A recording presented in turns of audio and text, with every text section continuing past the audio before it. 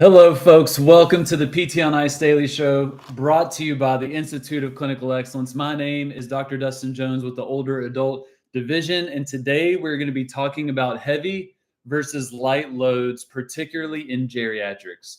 Which one is better? Is there a certain time, place, person that we may want to use heavy versus light? I want to take a dive into the research and some of the themes that we're seeing in the literature, and also just from experience in clinical practice and in fitness, of how we want to think about these different types of load. Because to be very honest, we have a big bias here at ICE, I would say, and then definitely in the MOA division, where you will hear us talking about the need to push for higher intensities, right? Especially with our professional pandemic of underdosage, where we have individuals that are not being challenged and have the ability to change, right? Like, this is a big issue and something that we really need to speak to. And it's very easy to mix that message with that higher amounts of load, heavy load is the only way to go. And that could not be further from the truth. All right. So let's kind of get into the pros and cons of,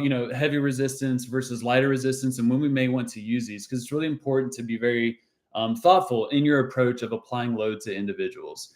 I want to start with talking about some of the advantages of lighter resistance training. That's the one that we typically associate, oh, that's under dosage, or that's too easy, or that's not going to be that effective, right? That's not necessarily the case. So when we think about light resistance training, lighter loads, maybe 40-50% of someone's estimated 1 rep max, if you're doing those types of calculations, those loads are really great for introducing movement, right? I think we can all agree that if we have individuals that haven't exercised before, that are relatively new to a movement, have a lot of fear on board, maybe a lot of irritability, that a lighter load is going to be easier to get the party started, if you will, with those individuals. And for some, it may be first set where you're doing a lighter load, check the box, things are looking good, and then we're going to progress to a heavier load. But in some settings, and I'll speak for home health at least, that's where most of my experience is that takes weeks and sometimes even months with individuals where we are doing somewhat of a lighter load before we really have a green light to really progress to a relatively heavy load with certain individuals. So introducing movement, I think light resistance training is a great place, a great tool and time to use that. I also mentioned irritability. When we have folks that are highly irritable, a heavy load is not necessarily a great situation, right, for those individuals. Like, often increased irritability and the behavior of those symptoms. They want to be respectful of that irritability, and often lighter loads can allow us to introduce movement and helpful movement and activities without causing a big increase in their symptoms or a change in the behavior of their symptoms.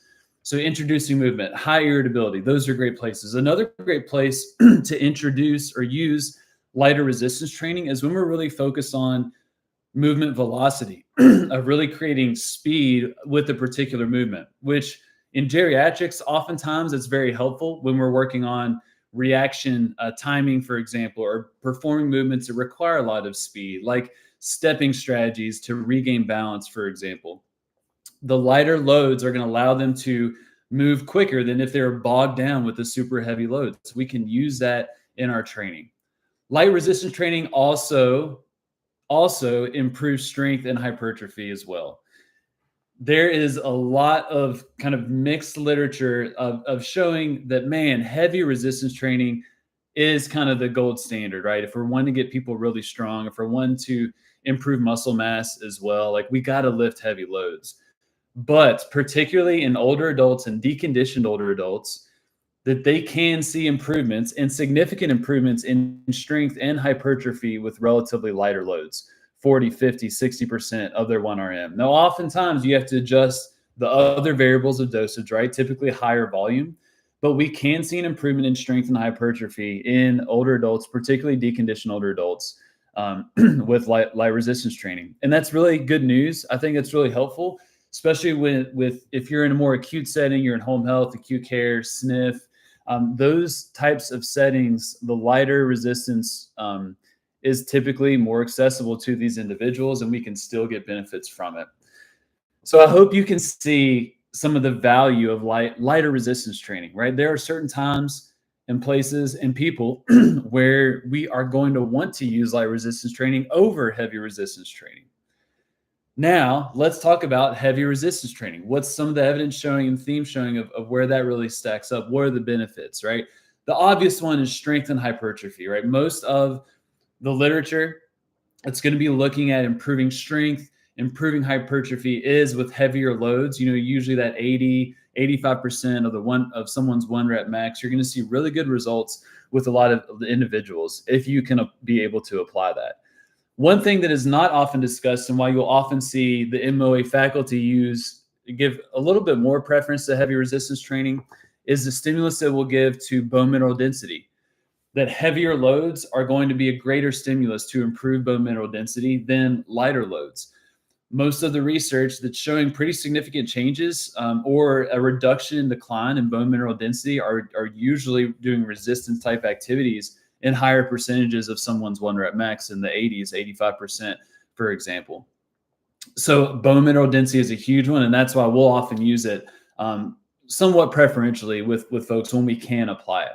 Another big one, and this is purely anecdotal, and from what I've observed working with lots of folks, is the confidence piece.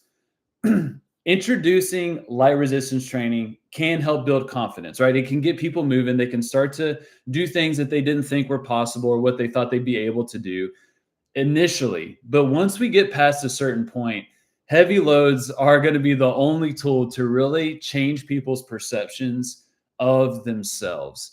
There is nothing like, and this is in my experience, so purely anecdotal here, but there is nothing like lifting a relatively heavy barbell off the ground and doing a heavy barbell deadlift with someone that perceived that they are weak, that they're old, that they're fragile, that they're slow, that they can't improve, they can't change.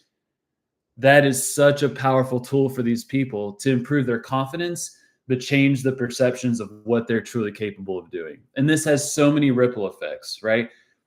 If I am able to deadlift my body weight, for example, and I'm absolutely shocked and surprised, usually for a lot of members at Stronger Life, a gym for folks over 55 in Lexington, that's where I'm working. It's usually the 100-pound mark. If people can deadlift over 100 pounds, it just blows their mind. And many of us know, like, 100 pounds, that's okay, cool, awesome. But can you do your body weight? Can you do 2 times your body weight? But for 100 pounds, for some reason, for these individuals, it just like kind of flips a switch. And then they start to think of other activities in a different light. They start to see, well, if I could do that, a 100-pound deadlift, man, going to Lowe's and getting my own bag of mulch is no problem. I don't need help. I can handle that myself. I don't need to go ask Bob across the street to do this for me at my house. I can handle that. Oh, that trip that I wanted to do, I may be strong enough to do that now. I may be able to do X, Y, and Z. Oh, I'm more confident in maybe being able to take care of my grandkids because I know I can pick up 100 pounds off the ground. It has a ripple effect of how they perceive all kinds of different situations. And what I've observed is that behavior often changes. Hobbies often change. Leisurely activities often change. And overall, their life becomes better and more rich and more lively, all from an exercise, right? I shouldn't say all, but it's a very profound moment. So heavy resistance training does a great job of achieving that. Another reason heavy resistance training is very, very beneficial, especially in the context of rehabilitation, is it minimizes a detraining effect. So if I'm performing light resistance training over a period of 6 weeks, 8 weeks, for example, I will likely have more of a detraining effect. I will likely lose more of the gains that I've received over that 8-week period. I will lose more of that after I'm done, as opposed to if I were lifting heavy weights the whole time. So if you are working with individuals where you're not sure what's going to happen upon discharge, what are they going to do? Are they going to start that exercise class down the road? Are they going to watch that YouTube channel, fitness channel that you recommended? You don't know, right? Are they going to do that home exercise program? It's all up in the air. You're not really sure. We can use heavier loads to typically get more results, especially related to strength, especially related to, functional capacity, related to transfers and independence. we can use heavy resistance training to get more progress over that period of time and to have less of a detraining effect upon discharge. And they will maintain their gains for a longer period of time. For me, in the context of home health, this was absolutely crucial. That if I was pretty sure that whenever I discharged Doris, and I was probably going to see Doris within, 5-6 months, I needed to account for that 5 to 6 month period. Doris, I need to get you as fit as possible in this 8-week period before we're going to discharge. So I'm going to give preference to heavier resistance training as soon as I can apply it with her situation. It'll minimize that detraining effect.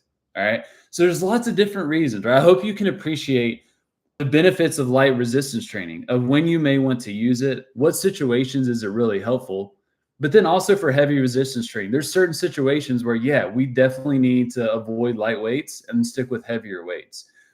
It's very nuanced. There's a right time, there's a right place, there's a right person. We're going to apply these different types of load or amounts of load. We can also appreciate that oftentimes it's overlapped, right? There's going to be times where I'm doing heavy load and lighter load in the same program. They can coexist. And this is why at any ICE course, you're often going to hear us talk about and, not or. That we're not here to be dogmatic. We're not here to polarize. We're not here to say, this is absolute garbage. You only need to stick with this particular intervention. That is very rare in our profession of rehabilitation and fitness, that oftentimes it's an and, not or approach. And that's definitely the case whenever we're talking about the amount of resistance that we're applying to our individuals. So let me know your thoughts. Any other scenarios, situations I didn't touch on? I didn't even talk about tendon health, soft tissue related adaptations to resistance training. Drop some of your thoughts and some of your experience as well using light versus heavy resistance training in geriatrics in the comments. YouTube, hop on Instagram. We'll talk there. But we appreciate you all for watching, for listening. I want to mention a few MMOA or modern management of the older adult courses that are coming up. We have our certification that is for folks that have taken all 3 courses, our level 1, which is going to be starting August 14th. That's 8 weeks online. Then our level 2 that's starting October 17th. That's 8 weeks online as well. And then our live course. So all 3 of those culminate in the ICE certification for older adults.